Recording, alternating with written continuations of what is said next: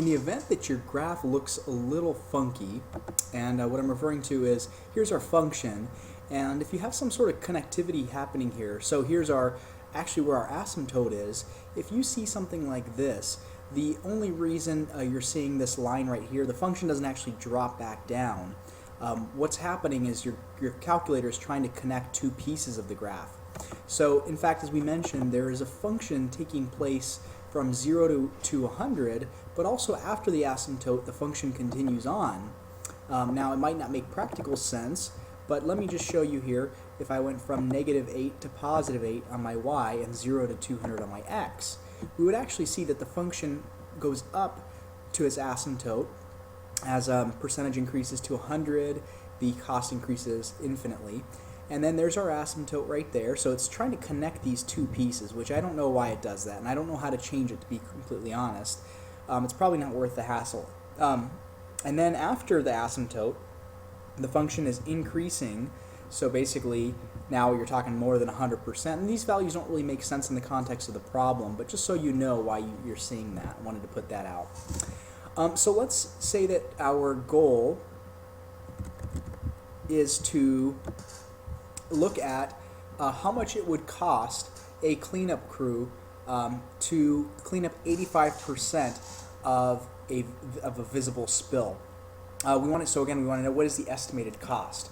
Well, just to reemphasize, our output is cost and our input is the percent.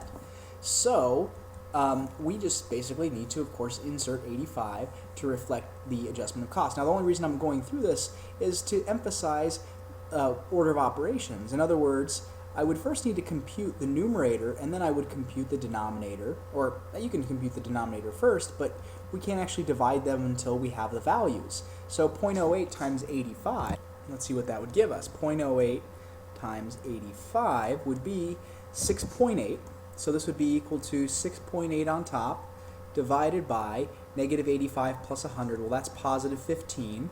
So take 6.8, divide it by 15, and we would get 0.4533. So this is 0.45 approximately, and this is billions of dollars. Those are our units.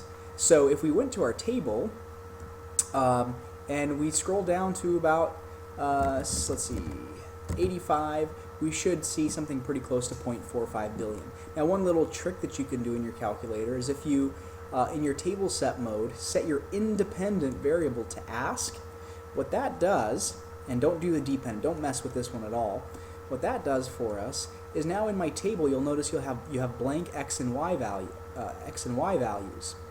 Now I put the function in the wrong place apparently, into y2. But if I put in the input value of 85, it will tell me what the output value is, which is exactly what we did by computing it manually. So I just wanted to emphasize the order of operations and how you could do that by hand, but typically we don't. So that would be our estimated cost to clean up 85%. Now let's say that our goal is actually to solve a rational function. So in other words, we want to, let's say, solve something like, let's say our function is y equals x over x squared, or 2x plus 3. And what we want to do is we want to basically fulfill the ordered pair something, comma, I don't know, 10. Okay, so what would be required in order to do that?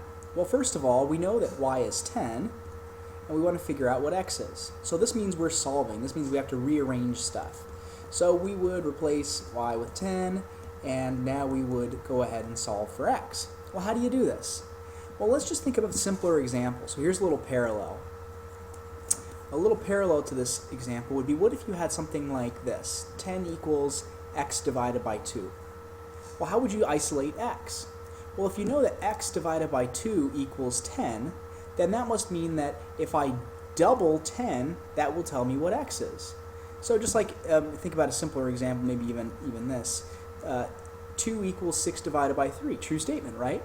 Well, 2 times 3 also gives me 6. So the factor times the factor gives me the numerator. And so similarly here, I would need to take 10 times 2 in order to get x.